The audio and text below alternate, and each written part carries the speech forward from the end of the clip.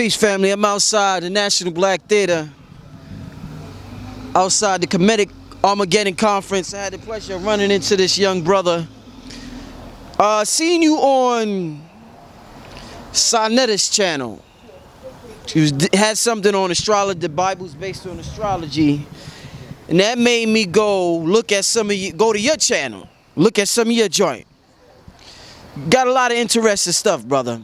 This your first time on my platform. My name Brother Rich. First time I met the brother.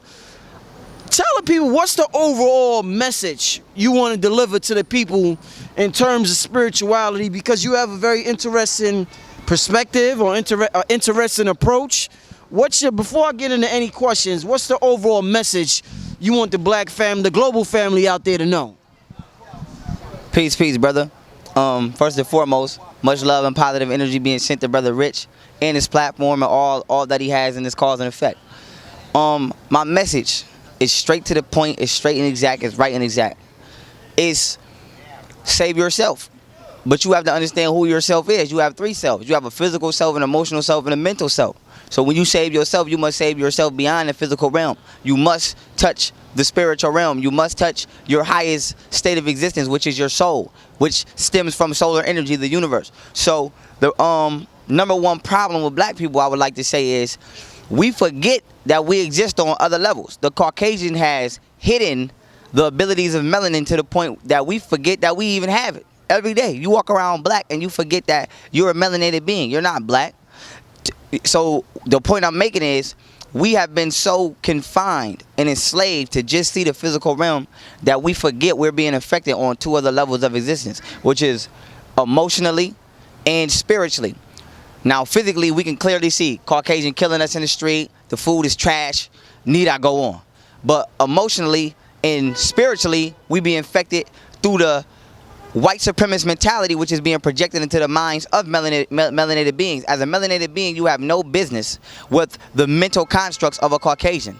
Anything white for you is detrimental to your existence because it's opposite of existence. The Caucasian can't even live within the sunlight, but yet you can share the same ideology as someone who can't even exist within the natural environment that you can. So with that being said, spiritually and emotionally, we are being damaged. We are being shown mental negative images of ourselves. Everything we hear about ourselves is negative. And the worst part is we have been taught so less of ourselves that we grow up and treat ourselves less of ourselves. So the God concept was once upon a time one with the black race because we were in tune with the spirit, which is eternal, which is you, which is God. This is why you can't see God, because you can't see your soul. So with that being said, the Caucasian has separated us from the spiritual continuum or paradigm of existence and forced us to live solely on a physical construct. So by doing so, he has separated you from God, because we understand that the physical realm is created by the spiritual realm. So if you forget that the spiritual realm exists, then you forgot that God exists, which is your higher self.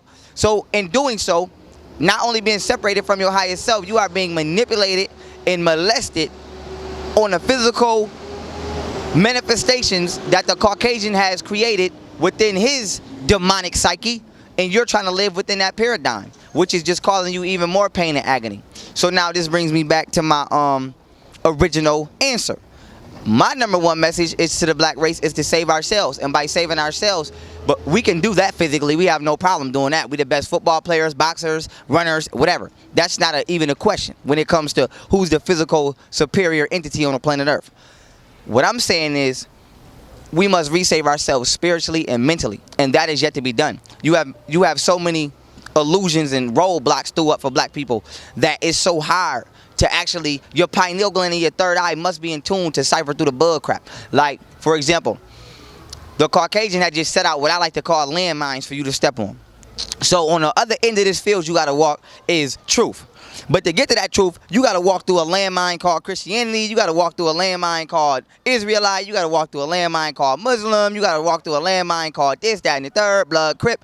You have so many different set out identities of you given to you by the oppressor that even trying to get to you, you have to get through the other bullshit that he's trying to give to you. So it's really no escape unless you have the divine frequency to be able to vibrate through the obstacles laid. So when it comes to saving ourselves as a melanated entity, you cannot save yourself physically if you don't know mentally or spiritually how to exclude the Caucasian from your existence. For example, a lot of people don't know, are not even conscious, I should say, when they go and get a cup of water out the sink. They're not conscious that, damn, this has fluoride. I'm getting ready to drink this. And I make my babies noodles and food out of this same water. And I'm poisoning my child and calcifying their pineal gland. You're not even conscious of this. Why? Because the Caucasian has separated you from your spirit and trapped you on a physical realm. So now they say seeing is believing, but with eye, you have a third eye. If you see with the two eyes, then you will always be tricked. You must see with the third eye. So when you see with the third eye, that's not it. I wouldn't even say seeing is believing with that eye. See, that's knowing. Seeing is knowing. So what happened is he has separated us from that eye, that all-seeing eye, which is right here, that pineal gland. And by doing so, he's able to dupe the two physical eyes. He dupes you. And getting back to the point, you go to the grocery store, you buy a GMO. It look like an orange, tastes like an orange, but this ain't no damn orange. But why did you go for that? Because you don't know that it's not a real orange. Why? Because you don't know what a real orange is. Why? Because you can't tell the difference anymore. You used to could tell the difference of a real orange. Now you can't, because you don't even know your real self. Why? Because the Caucasian has hid you from you. And now you go through egotistical constructs, such as, once again, Hebrew, Christianity, Muslim, whatever else you want to name, in search of yourself. Because that has been perverted with yourself. So you found a small piece of you in a lie, and now you just gonna hold on to the whole lie because it's the only piece of you ever had your whole life. So with that being said, we got to save ourselves. And in order to do that, that must be done mentally and spiritually. And that's my message to the people. When you see the landmine, walk around it. Don't step on it. In one of your videos, I heard you say you was dealing with the whole Yacub thing. And you was saying how Yacub, you went through the whole gravitation process, and you was saying how Yacub knew that this earth had to go through a certain negative polarity. What's the use of all this, Pharaoh, from your research? Why we got to go through all this? All that you said, GMOs and all this other shit. Why your higher self got to go through all that shit for, Pharaoh? Okay. Peace, brother. Just to clear you up, so people don't, I'm not saying Yacub knew that we had to go through this period. What I'm saying is Yacub played his part in the period that we had to go through in his manifestation. And what that means is, for the last 6,000 years, the part of the, because what we first must understand is that the sun is not complacent. It doesn't stand still and the 9 planets orbit around it. The sun travels the universe and pulls the 9 planets. So it's a difference between rotation and a vortex. A rotation is something sitting on an axis with an object rotating around it. A vortex is a mass body pulling other mass bodies. So our solar system is not in rotation, it's in a vortex. Now, with that being understood, understanding that we are traveling around the universe, you can understand that what we call prominences. When the body, like for example, animals give off pheromones. Whether they want to tell other animal, have sex with me, defense mechanism, it is a scientific fact that we know that the animal, as well as the human, gives off gases that affect the psychological and biological states of other organisms. When this is done on a humanoid or an animal level, it's called a pheromone. But when it's done on an astrological level, it's called a prominence. So a prominence is when a planet gives off gases or energies that trickle down into the atmosphere and affect the psychological and biological activities of the species on that planet. So now, with that being said, 6,000 years ago, we traveled out of the prominence that was vibrating strong enough for our kundalini to raise and push open the pineal gland. Now, before I go on, I got to give you the science.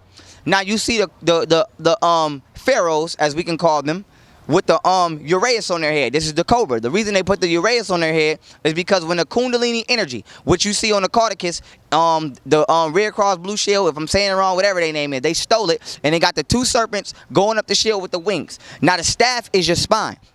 And the 2 serpents is your kundalini energy, your nature and your nurtured, your yin yang, your positive, negative, male, female, whatever you want to call it. Those are your duality energies which actually shoot up your spine in that form. And what happens is they come up the 33rd vertebrae and they push into the pineal gland. The pineal gland actually opens like a door.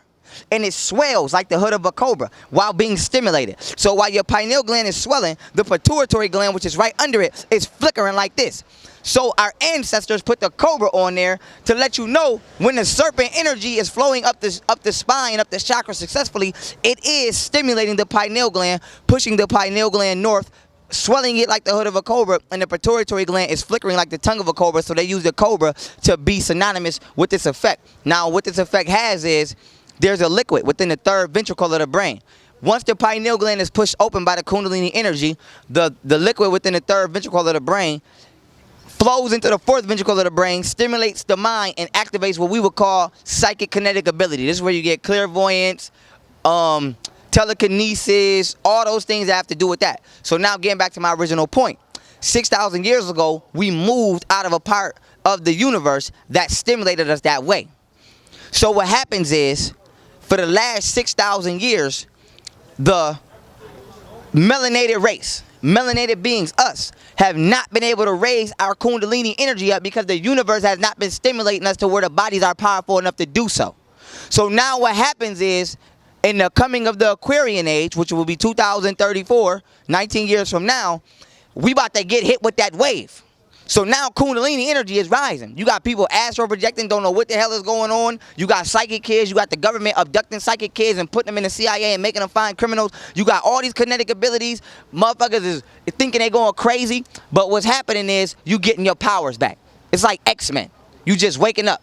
And matter of fact, actually the movie X-Men is synonymous with the melanated being coming back into their power, because if you look at the majority of X-Men, they're who? Teenagers. They're teenagers. They're youth.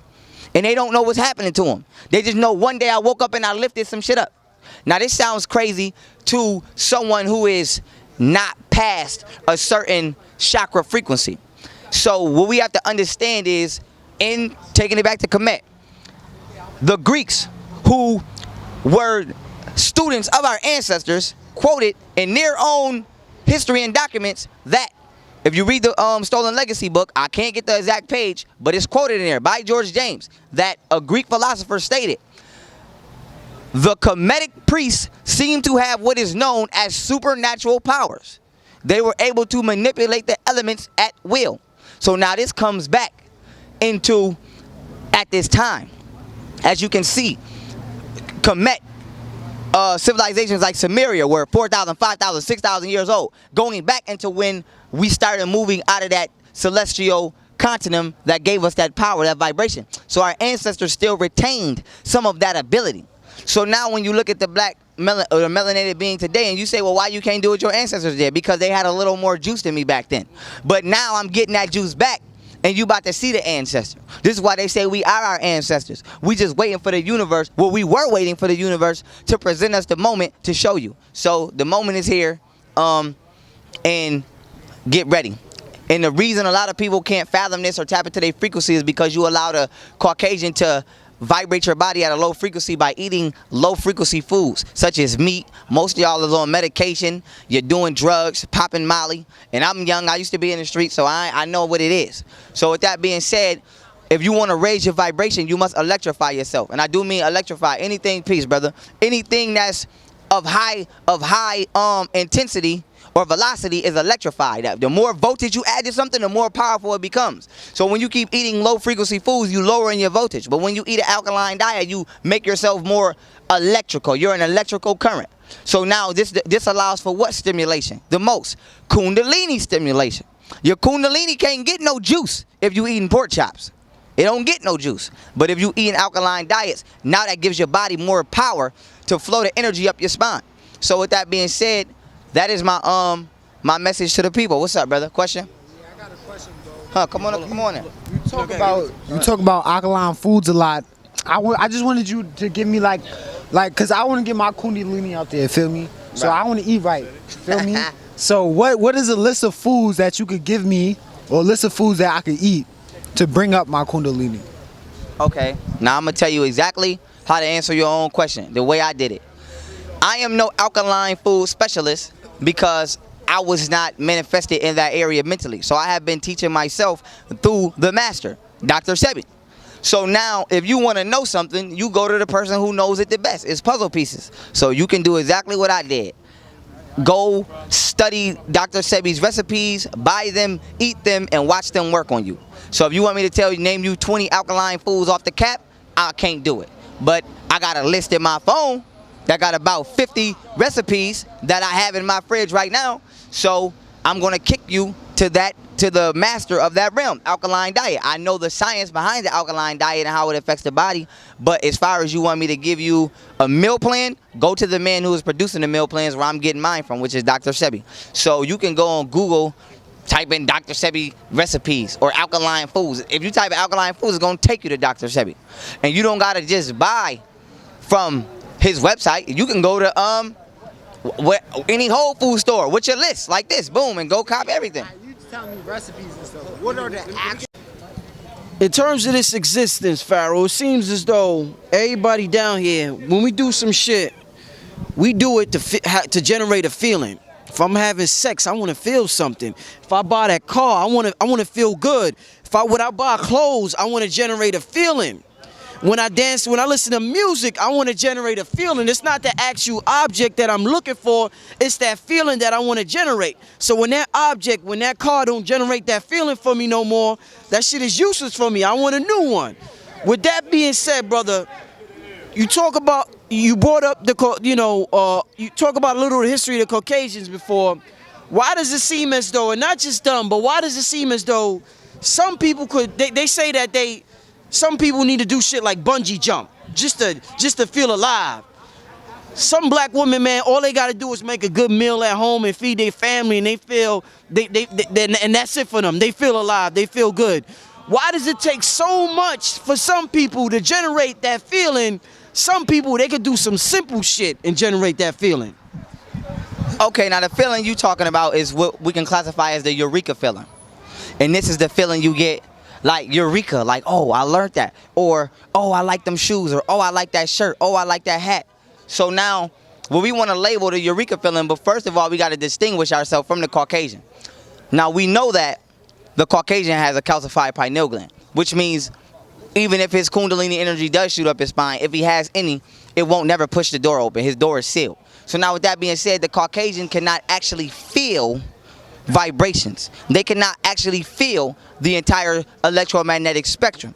They can only see the visible light section of the electromagnetic spectrum. So now if you asking me why do Caucasians do shit like skydive, bungee jump, because they are trying their hardest to get some type of stimulation inside, because they don't feel nothing. Because without melanin, you can't conduct a certain amount of electricity, and this is why some Caucasians actually don't even have a soul. So now with that being said, now when we go to the melanated being, or in America what we call the African American or the Negro is constantly searching outside themselves to get that Eureka feeling, because they have been manipulated mentally to project their energy outward and taught that which is external will feed them internal, when actually it is that which is internal which creates the external.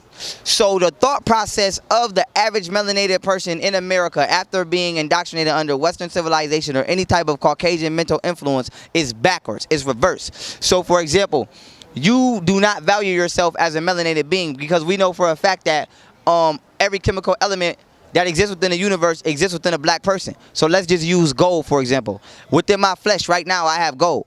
But if I'm not conscious of that, I'm going to go seek that gold chain over there. And when I get the gold chain and put it on, I'm going to feel like, oh, I'm icy. But I was already icy because the element is in my flesh. So with that being said, the mentality of the melanated being is reversed. And this goes back to the first section of this interview, save yourself. Save your mental self. The Caucasian does not have the melanated standpoint as you. So he seeks outside himself for stimulation. And by you allowing him to mentally and spiritually penetrate you and educate you, you now seek outside yourself for something that you came out the womb with. So now to answer your question, when you say why do black people seek that stimulation of cars, clothes, and all of that, because the Caucasian has taught you to forget that it's in you. Everything on my wrist, this is not a fake watch. Everything on this wrist, I understand is within me. If I drop this watch and break it right now, I'm not going to be upset, because I understand I got the watch right here. So, is that why you attracted to that? Because it's already in you? No, to tell you the truth, I've had this watch since I was 16 doing things I shouldn't have been doing. And I just so happen to keep up with things, so I still have it.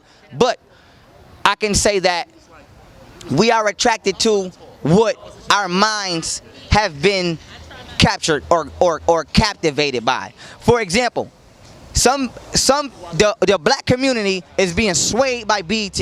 We being swayed by the hip hop culture. So we captivated to everything that comes with that. Money, clothes, women, and mansions. But if I'm a nerd and I'm a gamer, I don't care about that. I probably won't take a shower. I'll probably just play Halo all day. I'm captivated by that. So when it comes to saying what are we attracted to, we're attracted to by whatever our mind has been captivated by. So when it comes to black people, our original source of captivation was knowledge of our spiritual self. The physical things are just a complement of our spiritual self. It's a difference between saying I want gold everywhere because I never had nothing versus I'm a god and I am the highest form of existence, so my environment must exist in the most highest form, so that is why I put gold everywhere. It's a difference between the mental intention. So once again, we come back to who is influencing your psyche. So now we must eliminate the Caucasian in order to reach purity, because I'm not saying that we don't deserve nice things. Everybody deserves the best of the best. You don't drink sewer water, you drink good water. You don't want rubbles and rocks. You want crystals and diamonds and things like that. So with that being said, we have to eliminate the devil from within the realm of God. So it's nothing wrong with having a beautiful woman. But do you want a beautiful woman because you want to just say I got the baddest female on the block? Or do you want a beautiful woman because you want somebody who compliments you mentally and you can build her mentally as well, so now you can make her be able to transcend the physical realm that she has been captured on, which only seeing herself as a divine flesh instead of a divine soul and mental. So we can have great things, because I'm going to have great things as so long as I can. But what we want to eliminate is the evil intent within the midst. So it's just like, do you drink wine to feel good, or are you an alcoholic laid out on the street because you're trying to run away from pain? So it's not the action, it's the intent. It's like killing. So it's like, you can say killing is wrong, but if somebody run in my house and they don't belong, I'm going to kill them. Self-defense. Animals do it. You get too close to the sun, you get incinerated. So if I feel threatened by any extraterrestrial object, I'm going to use a natural trait, which is killing. So what it is not the act, it's the intention. Are you just saying, I'm about to take your land and rape everybody and kill? If so, go over there with the Caucasian. But if you want to be a righteous individual, you only use the principle when the time calls for it, because the power of God is to know the cause and effect, because once you know the cause and effect, you control the physical realm. For example, I know if I throw this mic on the ground, it's going to break. So by my knowledge of that, I don't throw the mic on the ground. But if I'm not conscious to what's going to happen when I throw this mic, then I can lose my train of thought and get mad and throw it. A lot of people make life decisions unconsciously. You might get mad and slap your girl, and then you realize, damn, man, I slapped you. But now you got a domestic violence case because you wasn't conscious. You wasn't aware of the law, cause, and effect at that time. Doesn't mean you dumb. It just means your consciousness has been separated from you physically. So now going back to the basis or the premises of this build, we must merge the soul or the third eye, the mind, whatever you want to call it, Allah, G, whatever you want to call it, back with the physical shell in order to fluctuate in both realms. Because if you don't, the Caucasian will always maneuver, he will always manipulate, he will always be able to maneuver, and you won't never see the jab coming when it's coming. One question from this brother. Go on, Kevin. Yo, brother. What's up? My name Jesus Christ. I'm all over Facebook. I was building with Sarnetta the other day. He told me to meet you and all that. Peace, brother. Peace. What's going on, Peace, man? peace. And I seen your video. The shit was good. Thank you. I want to ask you a question though, cause I'm the dude on Facebook. I basically tell everybody you don't need books and you don't need to listen to other men to get knowledge. And a lot of people give me flack for that. So I want to know what you think on that. Well, I'm gonna back you up. Why do I need books and? I'm gonna back you 100%. I'm about to breathe dragon fire on whoever thou shall come. So with that being said, we understand that the DNA, deoxyribonucleic acid, the DNA, black people, we have 12 strands of DNA in a pin size. A pin. I don't want to cut you off. Oh, go ahead. Yeah, I don't want to cut you off. Explain to me why. All right, a brother asked me if I don't get my information from books or another man, then who do I get them from? I'm finna tell you right now. Now, answering your question using DNA, brother. So your answer is DNA? No, I'm finna both. I'm gonna answer your question and why. Now, why you technically don't need a book is because intelligence and memory is passed on through DNA. You don't just get physical traits, you get mental traits. If you don't believe me, everybody in the hood, including me, didn't have no father. But I guarantee your grandma said, boy, you act just like your dad. You ain't never even seen your daddy. So the mentality, so the mental construct of it is DNA passes on information. So you reading, exactly. So you reading something, you looking for a book, you looking for validation in a book that's already inside your genetic book. Now going back to DNA, we understand that a pin size of DNA is it holds, if you could turn a pin size of your DNA into a library, it will be able to hold 500 more times the book in equal measurement from planet Earth, from our distance to the moon. So that means you will have 500 times the books in that mass size library, which would be 500 more times larger than here to the moon. So now going back to the brother's build on why we don't need books. I want to cut you off. Go ahead. You ain't answering my question, so I'm gonna give you another question. Do you? Because I don't have a master teacher. Do you think I need a master teacher? No. All you need is a mirror and common sense. I don't need a master teacher to tell me water is wet. If I have a question about life and death, where am I get that from then if I don't have a master teacher or a book or a man to ask? I'm gonna tell you. I don't need none of that. I'm gonna tell you right now. Have you ever? I need a quick answer. Have you ever? Okay, I'm gonna tell you right now. Have you ever killed the fly? Yeah. Did you ever realize that that fly was alive? Yeah. That's And you realize that you killed the fly, right? That was your lesson on life and death. But I ain't learned that. If I transgress, because you're not using your mind, I'm gonna tell you the lesson right now. I'm gonna tell you the lesson right now that you missed. When it comes to being conscious, this is my point. When your soul is separated from your physical, you don't understand what you're doing. To the average person, it's just, oh, it's a fly, bang. So your lesson between life and death is I have the power to cause this and I have the power to not cause this. So when you're conscious, you understand that this fly is a biological entity, it's a sentient being, and I need not transgress on the life expectancy of this entity. So now what you're saying is your lesson between life and death, that is around you every day, but the mind is just not activated to see it. For example, when you walk, you step on ants, you kill life, you don't even realize you're doing it because you're not conscious. So now when it comes back to after death. Oh, you want to know what happens after death? If I got a question about what happens when a person die, and I don't have no book or man or any of that to ask, how do I find out the answer? All right, I'm gonna tell you right now how I found out the answer. Because I'm not getting no answer. All right, I'm gonna give you the answer. After death, all you have to do, I'm gonna tell you right now, all you have to do to learn about life after death is reverse the process. How did you get here? Because that's how you leaving. So now, I astral project. I don't know if you astral project, but I astral project. But I'm not even gonna go there on you. I'm gonna answer your question. Yeah, no, so now, right. So to answer your question, is there life after death? Yes. No, I'm saying, you saying how do I know about life after death? So now my answer would be, right, I'm finna tell you right now.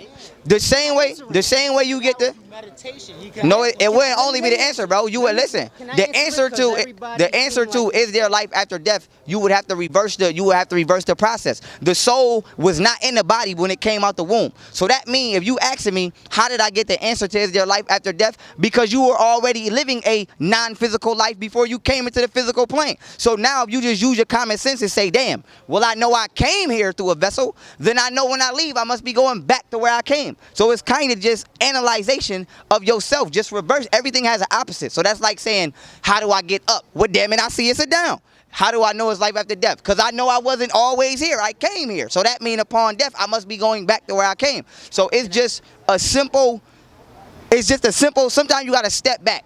You know what I'm saying? Sometimes you got to get off the field and you got to go on the sideline and say, coach, stay in this defense. But you don't see it when you want to join. So when you in life, and and you going through things, you don't see, damn, where am I going after death? You on the physical realm, but when you step out the physical realm and get on the sideline and look at it from the spiritual point of view, you say, damn, well, I was over here, I came into this body here, I was 80 years old, and when I get to about 81, I'm gonna naturally pass, and I'm gonna go back to where I came. It's a cycle. Can I answer? Go ahead. All right, I don't know about the rest of y'all, and this ain't to discredit you in no way, but I don't feel like I got an answer. And when I'm talking to a lot of brothers, I don't never feel like I'm getting an answer. Now, when the brother asks me if I don't have no books or master teacher to tell me answers on things, how do I get my answers? I told him, before men had books that they wrote, men taught men, right? Spirits. Entities taught Before men taught men. No. Then men wrote. Hold on. All right. Men taught men. Got you. Men taught men, and then men wrote books for other men to learn. But before that, men learned from the earth. So if I got a question about life or death, all I got to do is look at a caterpillar. If I got questions about what can unity do for me, all I got to do is look at a building. I don't got to look at no book. I don't got to do what you did. I could simple answers. Simple answers. We got to start giving the people simple answers. Because half the niggas ain't going to understand what you said. Real talk. But Pharaoh, you dealing a lot with astral projection, and you talking about these concepts. You seen the movie Interstellar? Damn, I was about to. Just because he had 140. In terms of your higher self, are you somewhere? Because when some people say I astral project, I left my body. Then some people say I'm already outside the body. I'm already there, so I don't have to leave the body to go there because I'm already there. I'm there projecting myself down here. So do we have it backwards with astral projection where we think we're astral projecting there, but in reality we're there astral projecting down here? That's exactly what it is. The Caucasian has reversed your train of thought. We think that the Caucasian has taught you that you have to go to heaven. But our ancestors understood that we come from heaven. So now with that being said, you are not on earth trying to get out of the planet. You out of the planet learning how to live on earth. So with that being said, what you must do is you must have balance. Alchemy. The three wisdoms of our ancestors were what? Alchemy, astrology, and theurgy. Alchemy is turning lead into gold, which is just metaphorical for turning a dull spirit into a gold spirit, because once all your chakras, which are the colors of the rainbow, are fully vibrant, they turn gold, just like the sun is gold. So now you have astrology, which is the study of celestial bodies and how they interact with you, which will go back to my earlier statement on prominences. And then you have theurgy, which is what we can conceptualize as rituals, which will be how to invoke the first two. So those were the three ancient wisdoms taught in the sacred schools by our ancestors. So now bringing that back, those wisdoms were taught to do what? To learn how to keep your ethereal body constantly in tune and operating while in the physical body. Because I'll give you an example. A lot of people just walk up the street and then trip over something and then be like, damn, bro, I ain't even see that right there. Because you wasn't conscious, you wasn't using your soul to see. You was just in the matrix. You was physically operating solely on a physical realm. But when you conscious, you can walk and feel. You can feel your way. You can close your eyes right now and take 5 steps and be like, damn, it's something in front of me. Because you conscious, you're using your mind. So what you want to do is you want to learn how to never cut that off.